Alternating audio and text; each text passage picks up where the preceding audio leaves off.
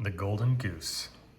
There was a man who had 3 sons, the youngest of whom was called the Simpleton, and was despised, laughed at, and neglected on every occasion. It happened one day that the oldest son wished to go into the forest to cut wood, and before he went, his mother gave him a delicious pancake and a flask of wine, that he might not suffer from hunger or thirst. When he came into the forest, a little old gray man met him, who wished him good day and said, "Give me a bit of your cake out of your pocket, and let me have a drink of your wine. I'm so hungry and thirsty." But the prudent youth answered, "Give you my cake and my wine? I haven't got any. Be off with you." And leaving the little man standing there, he went off. Then he began to fell a tree, but he had not been at it long before he made a wrong stroke, and the hatchet hit him in the arm, so that he was obliged to go home and get it bound up. That was what came of the little gray man. Afterwards, the second son went into the wood, and the mother gave to him, as the oldest, a pancake and a flask of juice. The old gray man also met him, and begged for a little bit of cake and a drink of his juice. But the second son spoke out plainly, saying, "What if I gave you? I lose myself, so be off with you." And leaving the little man standing there, he went off.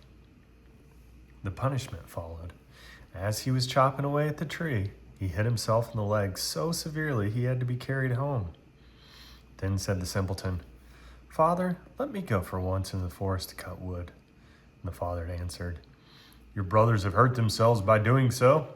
Give it up. You understand nothing about it."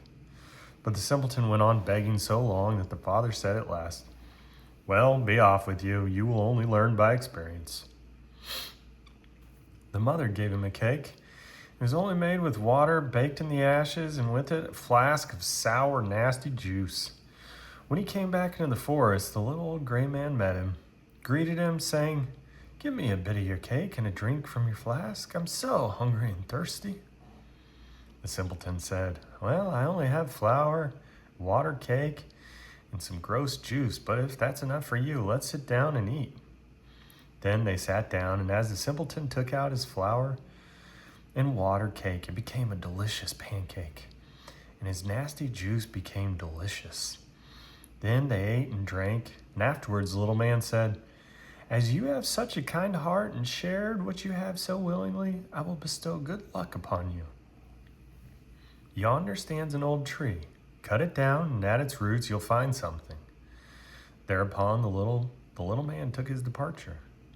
The simpleton went there and hewed away at the tree, and when it fell, he saw, sitting amongst the roots, a goose with feathers of pure gold. He lifted it out and took it with him to an inn, where he intended to stay for the night. The landlord there had 3 daughters, who, when they saw the goose, were curious to know what kind of wonderful bird it was, and ended up by longing for one of its golden feathers. The oldest thought, "I will wait for a good opportunity, and then I will pull out one of its feathers for myself." And so, when the simpleton was gone, she seized the goose by its wing. But there her finger and hand had to stay, held fast. Soon after came the second sister with the same idea of plucking out one of the golden feathers for herself. Scarcely had she touched her sister, than she was obliged to stay, held fast. Lastly came the third, with the same intentions. But the others screamed out, "Stay away! For heaven's sake, stay away!" But she did not see why she should stay away, and thought, "They do so, why shouldn't I?" and went towards them. But when she reached her sisters, there she stopped, hanging on with them. So they had to stay all night long. The next morning, the simpleton took the goose under his arm and went away, unmindful of the 3 girls that hung on to it. The 3 had to run after him, left and right, wherever his legs carried him. In the midst of the fields, they met the parson, who, when he saw the procession, said, "Shame on you girls, running after a young fellow through the fields like this."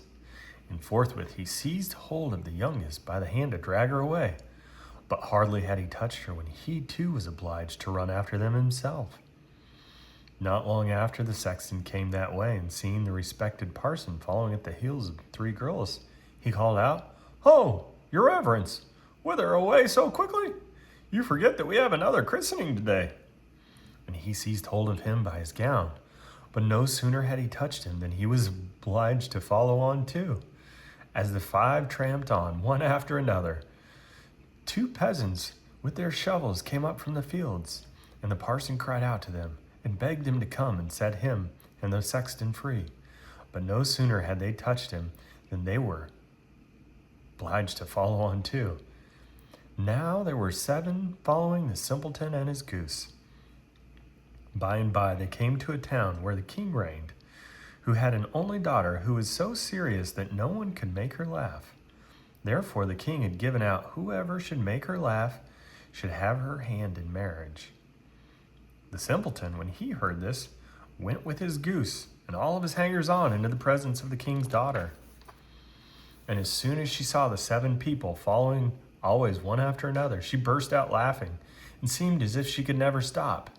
And so the simpleton earned a right to marry her.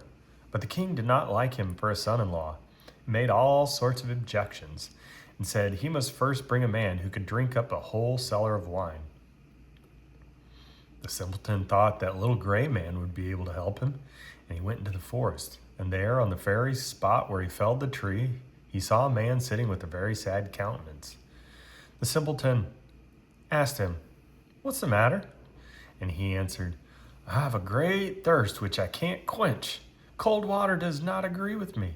I've indeed drunk up a whole barrel of juice, but what good is a drop like that?" Then said the simpleton, "I can help you. Only come with me and you shall have enough." He took him straight to the king's cellar, and the man sat down, and before the big vats drank and drank and drank. Before a day was over, he drank all the cellar. The simpleton again asked for the bride, but the king was annoyed that such a weird fellow, called a simpleton by everybody, should carry off his daughter. And so he made some new conditions. He was to produce a man who could eat up a mountain of bread. Well, the simpleton did not hesitate long, but ran quickly off into the forest.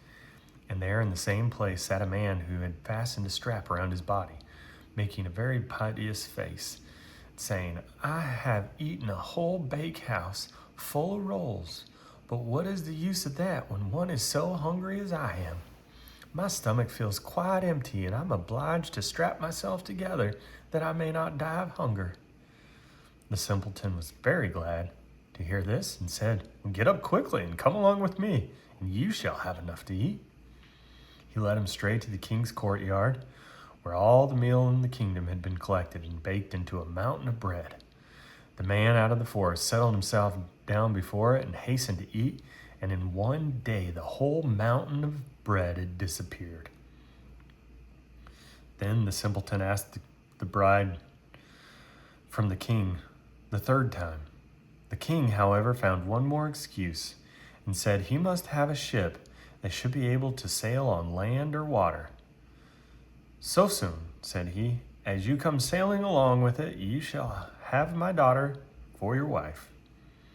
The simpleton went straight to the forest, and there sat the little old gray man with whom he had shared his cake. And he said, "I have eaten for you, and I have drunk for you, and I also give you a ship, and all because you were kind to me at first."